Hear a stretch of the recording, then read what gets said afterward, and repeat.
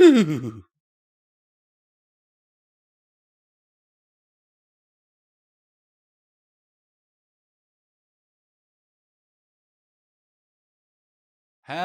everyone and welcome back to another Pony and Wolf Productions video. My name is as always Visual Pony and today we are reading the story Another Night with the Lunar Guard by Light Heart101. This one has kinda grabbed my attention because I am a big fan of Princess Luna and her Cestrals, or Bad Ponies as some pony might call them. So yeah, and as always here's an amazing list of those amazing people who keep this channel alive with their monthly donations to enable us to pay our bills and keep the lights on around here so that we can keep recording for your enjoyment. So, let's get into the meat of the story because I am fairly certain that I'm annoying you right now, and don't forget, if you become a patron on Patreon, then you get exclusive downloads of all the MP3 files, and you get it early. So, let's begin! One report. Captain Nighthowler was busy at his work at his desk.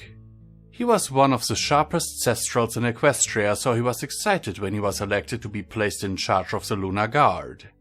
However, if he knew that this whole career was going to be behind a desk, then he would have taken a job as an explorer. All he ever did anymore was just sit behind a desk and listen to the other Cestrals that worked the night shift and write it down. The worst part is that his attention to detail became a flaw early on. On his first night, he had written a fully detailed report and was ready to give it to his princess.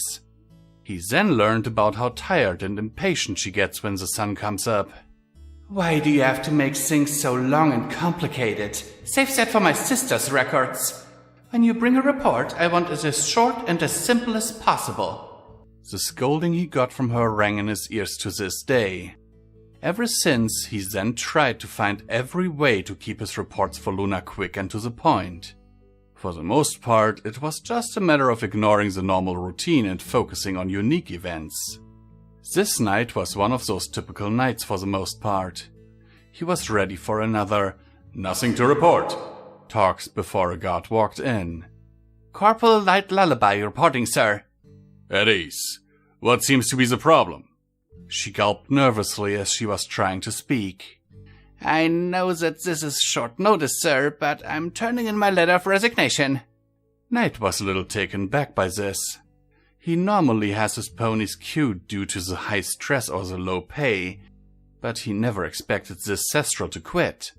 He kept calm as he tried to identify the source of the problem before he let her go. "May I ask why you're quitting now? You've been here for so long and have moved high in the rankings. Why would that change?" She blushed a little bit as she tried to speak. "I've just learned that I'm pregnant. I'm almost 2 months in now, and I'm starting to have problems fulfilling my duties. I now need to focus more on my family and caring for them now. I'm sorry." Knight sighed a bit as he went through her paperwork. "Don't be. Your family's more important than this job. I know that a lot of ponies here wouldn't mind taking a few months if they weren't pregnant. Is it alright if you were to tell me what your position was?" She nodded. "I was a part of the mobile Cestral unit for managing weather threats.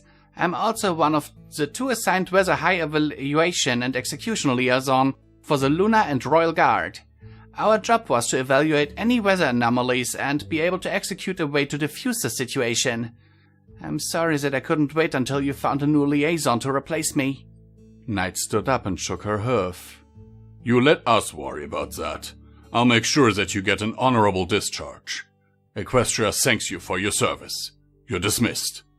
As Light saluted for the last time as she walked out, Knight knew that it would be hard to replace her, but that was a job for his superiors.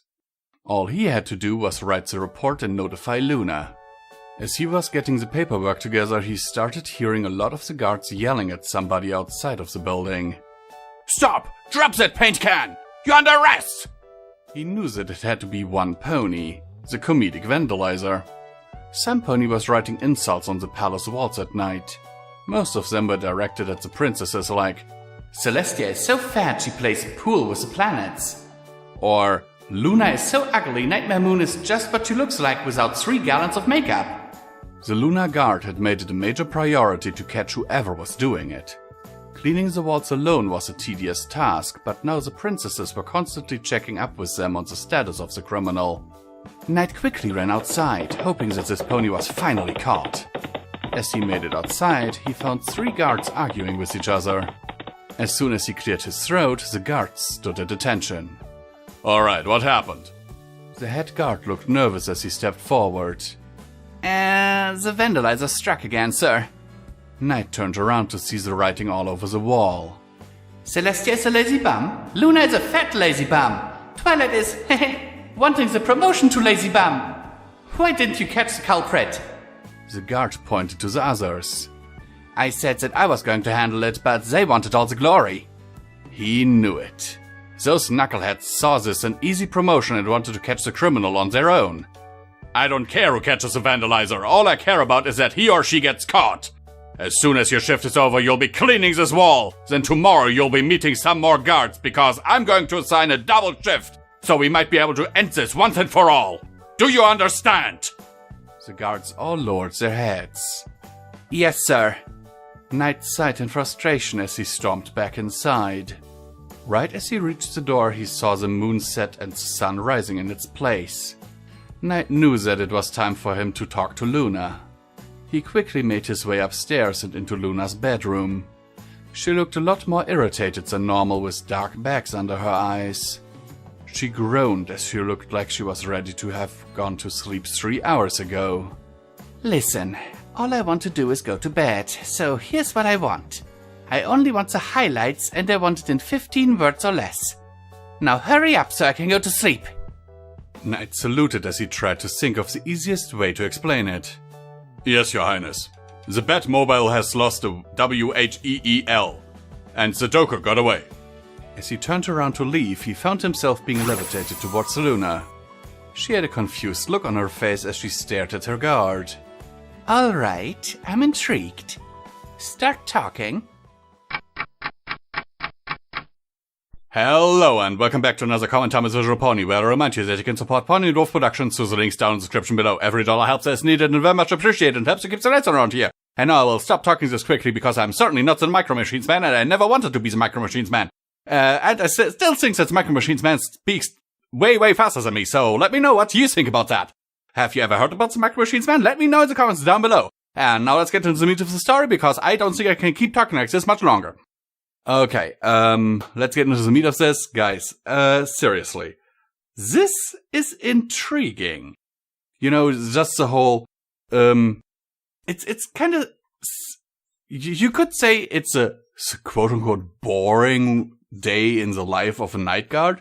But then again, I personally find it intriguing because it shows a little bit of fan canon, insight into the nightly proceedings of the night guard. So I find that really interesting. Also that there's a weather thing, weather emergency, Cestral squad. Very nice, because I sometimes wondered what, if there were Pegasi who would be patrolling at night, if there was a weather emergency or something. But apparently, according to this universe at least, it's Cestrals. So I find that very intriguing. Let me know what you think in the comments down below. And as always, I'm Visual Pony and hope that, as always, this video finds you well in body and mind.